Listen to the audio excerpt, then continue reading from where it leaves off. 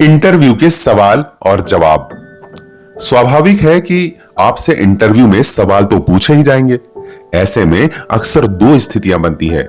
लगभग 80% कैंडिडेट बिना तैयारी के ये सोचकर चले जाते हैं कि उनसे जो भी पूछा जाएगा वे चुटकियों में जवाब दे देंगे और ओवर कॉन्फिडेंस में वे रिजेक्ट हो जाते हैं।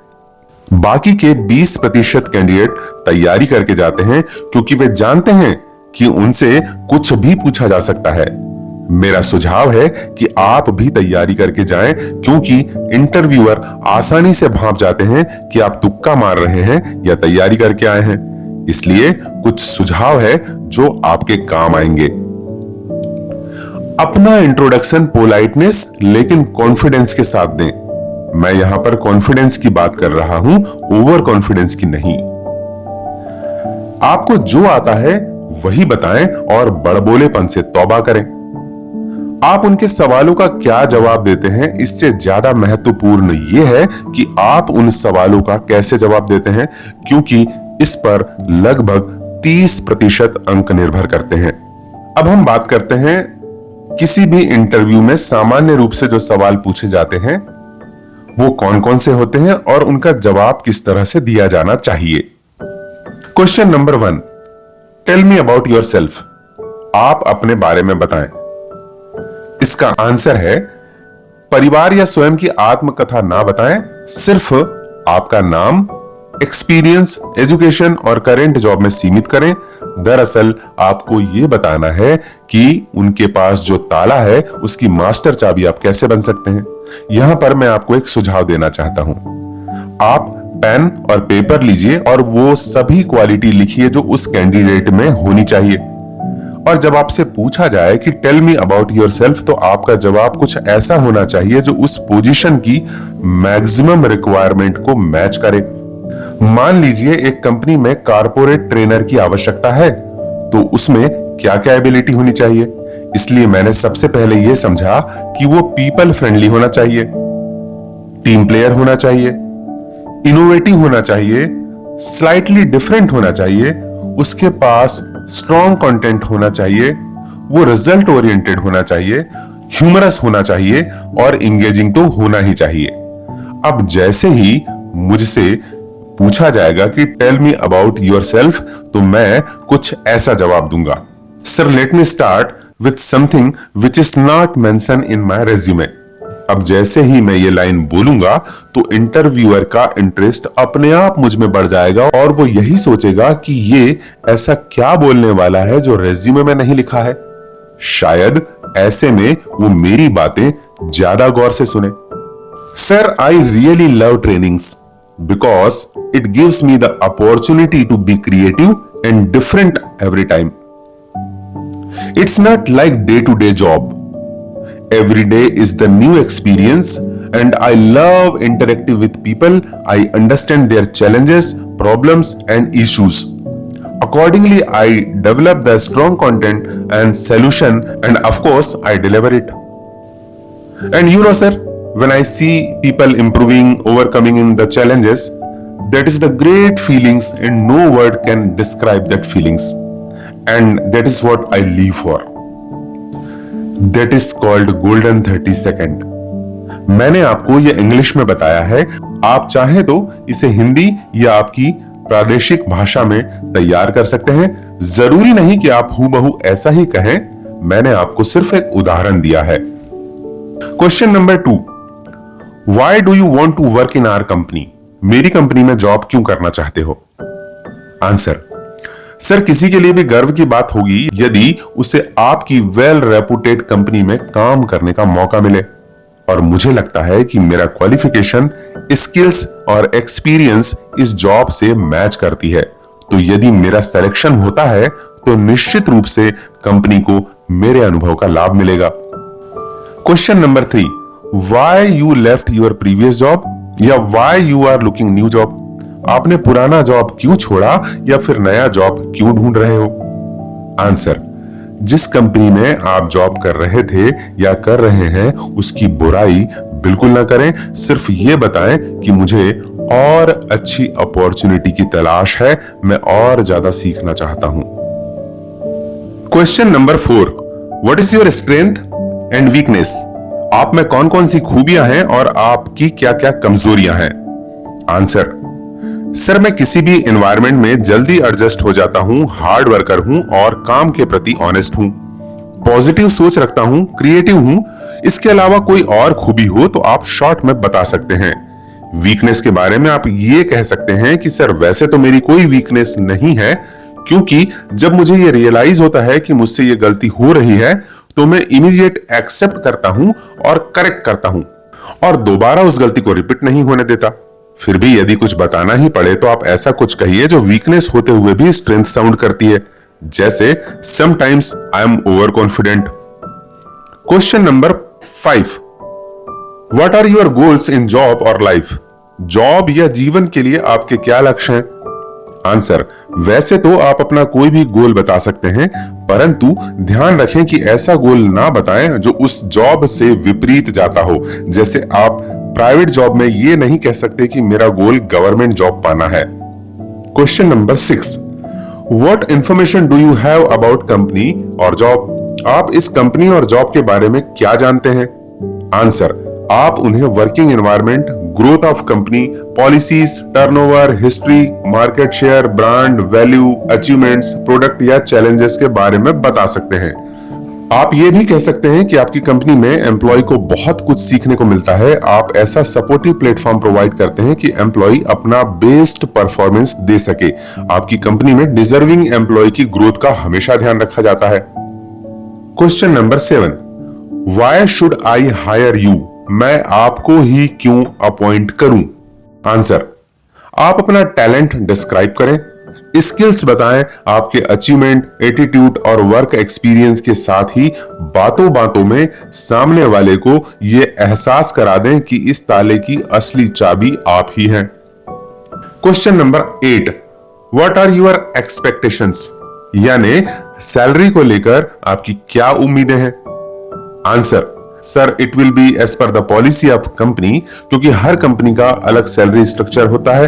लेकिन यदि आप एक्सपीरियंस्ड कैंडिडेट हैं तो प्रीवियस पैकेज बता दें, जिस पर आप 10 से 20% के बीच अपनी उम्मीदें रख सकते हैं। और यदि आप फ्रेशर हैं तो प्रोविजन पीरियड के लिए अपनी उम्मीदें बता सकते हैं, और जब आपका कंफर्मेशन होगा तो उस समय तक के लिए आप कंपनी से अपना टारगेट या KRA, KPI आदि बनवा लें। यदि आप उनकी शर्तों पर खरे उतरते हैं तो परफॉर्मेंस और मार्केट ट्रेंड के अनुसार उन्हें सैलरी या ग्रोथ का एक अमाउंट भी बता सकते हैं। Question number 9, how long will you work in our company? हमारी कंपनी में कब तक जॉब करोगे? इसके जवाब में यदि आप झूठ बोलेंगे तो वे तुरंत पकड़ लेंगे, और यदि सही बोलेंगे तो आपका सिलेक्शन नहीं होगा, क्योंकि अधिकांश एम्प्लॉय यही सोचते हैं कि जब तक इससे अच्छी कंपनी और जॉब नहीं मिल जाता तब तक आपके यहां जॉब करते रहेंगे। लेकिन आप जैसा सोचते हैं वैसा जवाब तो दे नहीं सकते ना। इसीलिए आप उनसे कहिए कि सर, जब तक कंपनी को यह लगता रहेगा कि मैं सैलरी से ज्यादा प्रोडक्टिविटी दे रहा हूं तब तक कंपनी मुझे कहीं और नहीं जाने देगी, और जब तक मुझे यह लगता रहेगा कि मेरी काबिलियत और मेहनत के अनुसार समय समय पर मुझे प्रमोशन और सैलरी इंक्रीमेंट मिल रहा है तब तक मैं दूसरे ऑप्शन के बारे में नहीं सोचूंगा। Question number 10, what about work knowledge of this position? इस पोजीशन के बारे में तुम्हारी क्या जानकारी है? आंसर: वर्क नॉलेज सभी फील्ड या सेक्टर का अलग अलग होता है, इसलिए इस बात का ध्यान रखें कि जिस पोजीशन के इंटरव्यू के लिए आप जा रहे हैं आपको उसका पर्याप्त नॉलेज होना चाहिए। इसलिए पहले से तैयारी करके जाएं, या फिर कुछ ऐसा कहें जिससे उन्हें यह लगे कि आप में सीखने की ललक है और आप बिना किसी पूर्वाग्रह के जल्दी से चीजों को खुशी खुशी सीख जाएंगे।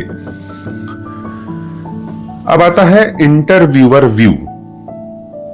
देखिए, इंटरव्यू देते समय हर कोई थोड़ा डरा व सहमा रहता है, परंतु हमें यह सोचना चाहिए कि इंटरव्यूअर का हमारे प्रति क्या व्यू होता है। दरअसल इंटरव्यूअर यह सोचता है कि काश यही वो कैंडिडेट हो जिसे मैं सेलेक्ट कर सकूं। वास्तव में वो तैयार बैठा है क्योंकि उसको जरूरत है कैंडिडेट की। शायद उसका कोई पुराना एम्प्लॉय जॉब छोड़ चुका है, और जितनी जरूरत आपको है उतनी ही जरूरत उन्हें भी है, और किसी के पास इतना समय नहीं है कि वो आपकी क्लास लगाएगा। बस एक बात ध्यान रखिएगा कि भले ही आप में स्किल कम हो तो चलेगा, लेकिन सीखने की इच्छा, आपका आत्मविश्वास और स्वयं को बेहतर तरीके से पेश करने की कला आपको जरूर आना चाहिए। एटिकेट्स, आपकी बायोलॉजिकल जरूरतें जैसे खाना या नाश्ता करके जाएं और साथ में पानी आदि लेकर जाएं। नेचर कॉल से आपका परफॉर्मेंस खराब हो सकता है, अतः इससे निवृत्त होकर जाएं। साफ सुथरे दिखें और इंटरव्यू के पहले जिस जगह पर आप बैठे हैं वहां भी सभ्य तरीके से बैठें और कोई भी ऐसी वैसी हरकत ना करें जिससे आपके इंटरव्यू पर फर्क पड़े। याद रखें, कुछ कंपनी इंटरव्यू के पहले कैंडिडेट को ऑब्जर्व करती है, इसलिए फोन पर लंबी बातें करना, गप्पे लगाना, टाइम पास करना, तेज आवाज में बोलना या किसी से भी छोटी सी बात पर बहस कर लेने आदि से बचें। हॉबीज, भले ही आपकी हॉबी कुछ भी हो, लेकिन आपको रेज्यूमे में ऐसी हॉबी मेंशन करना चाहिए जिससे आपका रेज्यूमे स्ट्रांग हो और आपके सिलेक्शन के चांस भी बढ़ जाएं। यदि आपका इंटरव्यू फील्ड या सेल्स जॉब के लिए है तो आप अपनी हॉबी में कुछ ऐसा दिखा सकते हैं, जैसे I make list of things to do daily and complete same day, I love travel, making friends and keep them for life, interaction with new people daily, I like target oriented day, daily review of my work and maintain the record in my notebook, etc. Awards and achievements. Achievements आपकी मेहनत का परिणाम है और award आपकी सफलता का इनाम। अचीवमेंट आपकी मेहनत व काबिलियत दिखाता है, इसलिए स्कूल, कॉलेज या पिछली कंपनी के जो भी अचीवमेंट्स हैं उन्हें जरूर लिखें और बताएं भी, और अवार्ड के साथ लिए गए फोटो को भी अपने मोबाइल में रखें ताकि प्रूफ के तौर पर सर्टिफिकेट या अवार्ड के फोटोग्राफ दिखा सकें। देखिए, अधिकांश लोगों की यह जिज्ञासा होती है कि इंटरव्यूअर कैंडिडेट में आखिर कौन कौन सी क्वालिटी देखता है। देखिए, अधिकांश मामलों में इंटरव्यूअर सिर्फ ये 7 चीजें देखता है। पहला है इंटरनल ऑनेस्टी, यानी कैंडिडेट काम के प्रति भीतर से ईमानदार होना चाहिए। दूसरा है ऑनरशिप, यानी एम्प्लॉय होने के बावजूद हर काम को वो ये सोचकर करें कि वो मालिक है। तीसरा है ट्रस्टवर्दी, यानी कैंडिडेट पर हर तरह से विश्वास किया जा सके। चौथा है टीम प्लेयर, यानी अन्य एम्प्लॉय या टीम के साथ वो बेहतर तालमेल बिठा सके। Fifth is work for long time, सबसे जरूरी है कि वो लंबे समय तक जॉब करे। छठवां है इंटरेस्ट इन जॉब, यानी जॉब में उसका इंटरेस्ट होना जरूरी है। एंड सेवंथ इज कैपेबिलिटी, यानी जॉब को जिम्मेदारी से संभालते हुए समय पर प्रोडक्टिविटी दे सके। बस कैंडिडेट को यह बात हमेशा याद रखना चाहिए कि किसी भी एम्प्लॉयर को इस बात से कोई लेना देना नहीं होता कि आपको जॉब की कितनी जरूरत है, क्योंकि एम्प्लॉयर लोगों की जरूरतें पूरी करने के लिए कंपनी खोलकर नहीं बैठा है, बल्कि वो पोजीशन के काबिल कैंडिडेट को नियुक्त करना चाहता है।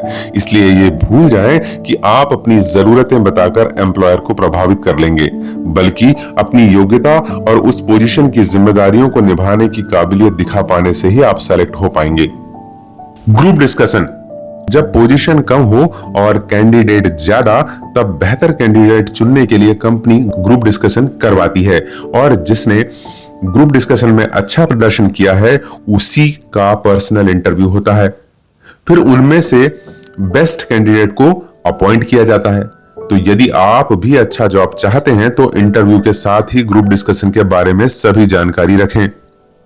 अक्सर लोग अपने ग्रुप के बीच स्वयं को बेहतर प्रेजेंट कर लेते हैं, लेकिन जब किसी कोर्स में एडमिशन या जॉब के लिए ग्रुप डिस्कशन की बात आती है तो उनके हाथ पांव फूलने लगते हैं।